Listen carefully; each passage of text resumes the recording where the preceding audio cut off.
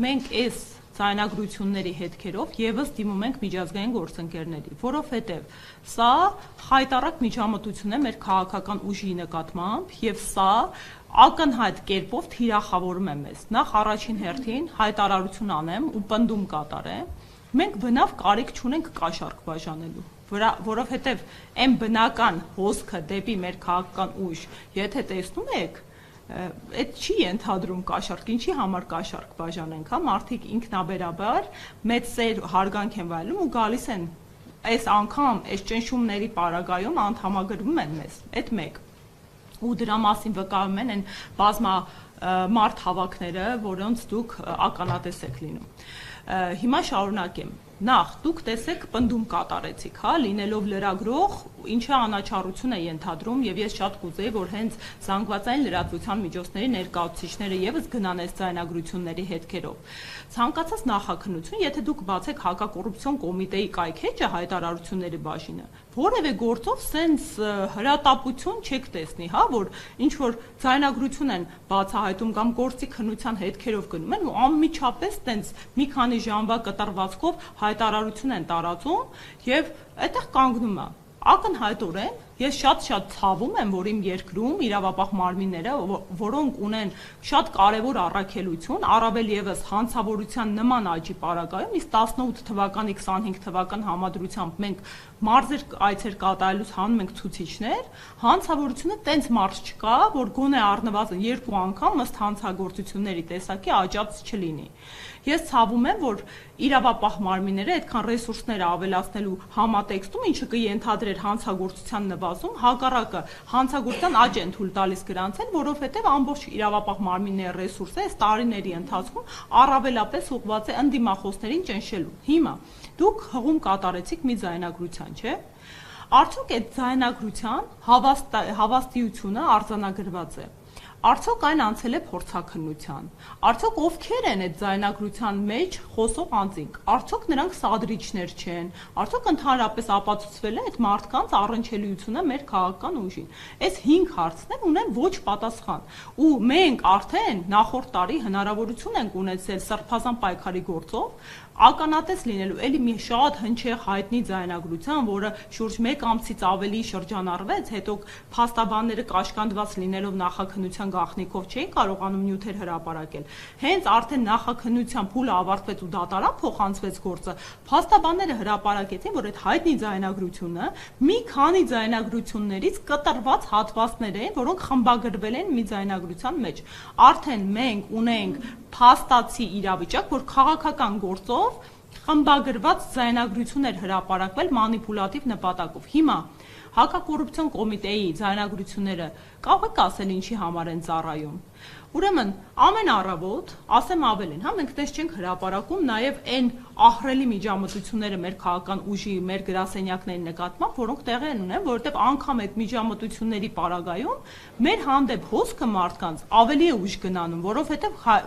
փոքր երկիր ենք, փոքր քաղաքներ ենք, փոքր գյուղեր ենք։ Եվ որ ապօրինաբար գալիս են 10-20 մարդու բերման են ենթարկում ձերբակալում են, այն գյուղը վրթովումը չի հանդուրժում այդ 10-20-ի փոխարեն 100-200-ը գալիս են մեզ աջակցելու։ Հիմա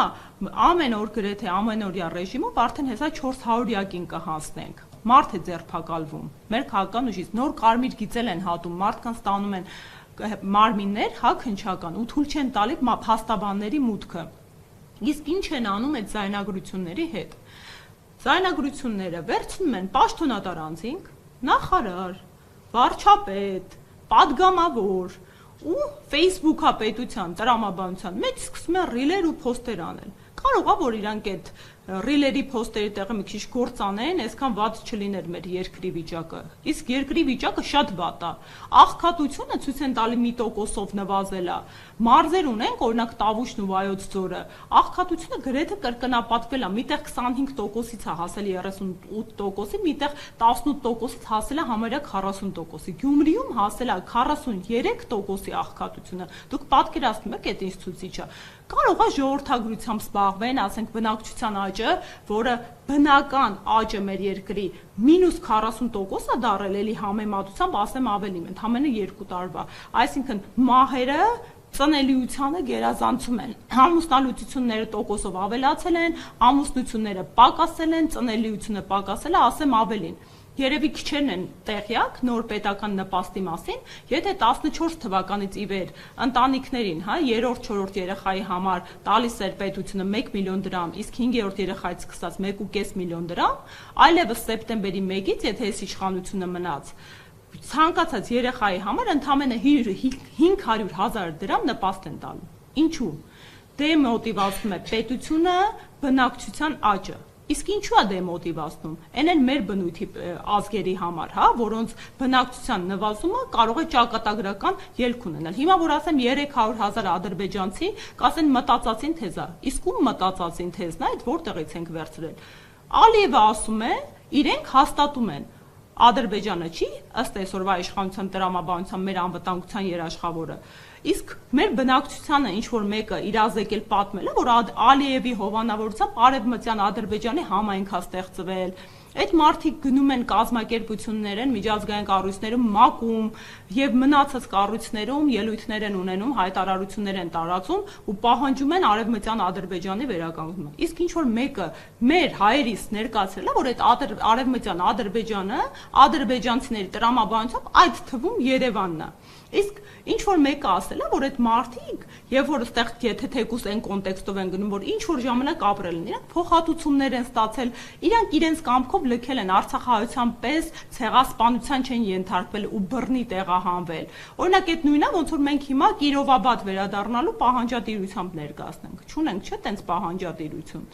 Ուզում եմ ասել ինչի եմ այս համադրությունները բերում։ Այդ հակակոռուպցիոն կոմիտեի ձայնագրությունները մտածածին են,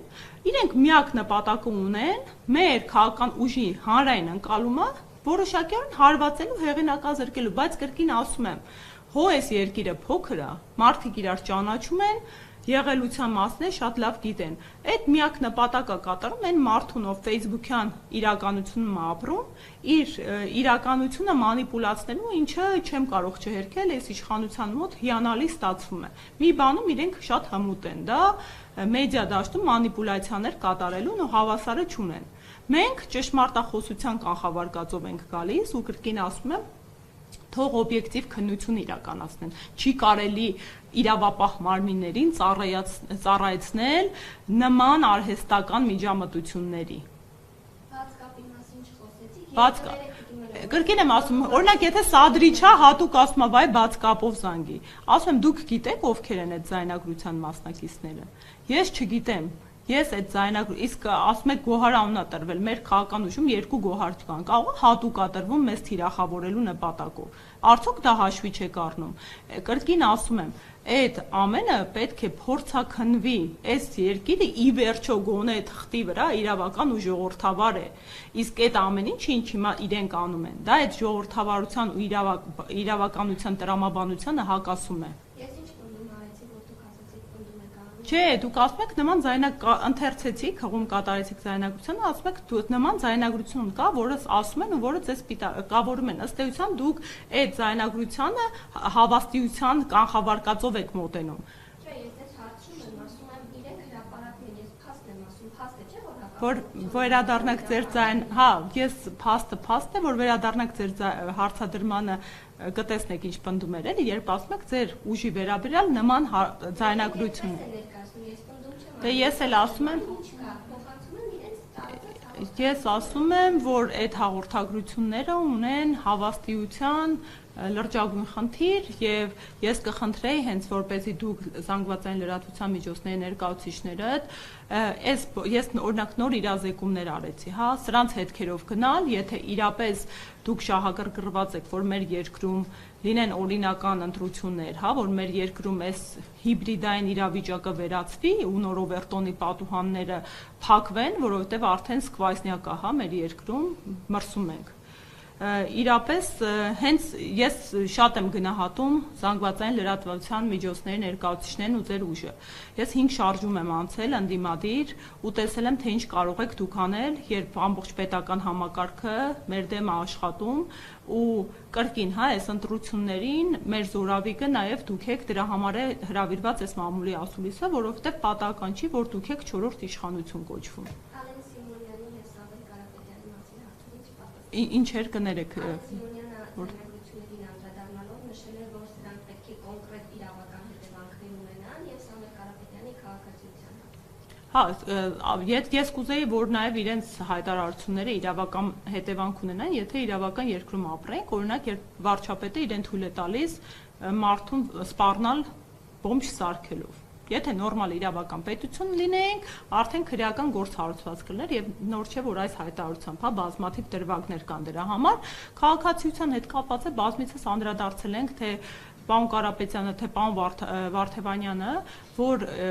որևէ մեկը չի հերքել, որ Հայաստանի Հանրապետության քաղաքացիության զուգահեռ Սամվել Կարապետյանը այլ երկու պետության քաղաքացիություն ունի, դա նորմալ է իր մասշտաբի մարդու համար, ասեմ ավելին, այդ շատ երկրներում նման հեղինակավոր մարդկանց քաղաքացիություն նաև շնորհվում է,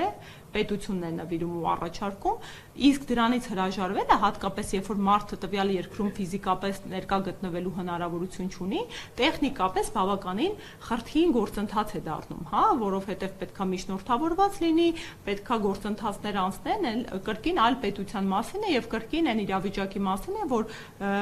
պարոն Կարապետյանը նոր հնարավորություն ունի ավելի ազատորեն գործելու գոնե իր տան շրջանակներում։ Հետևաբար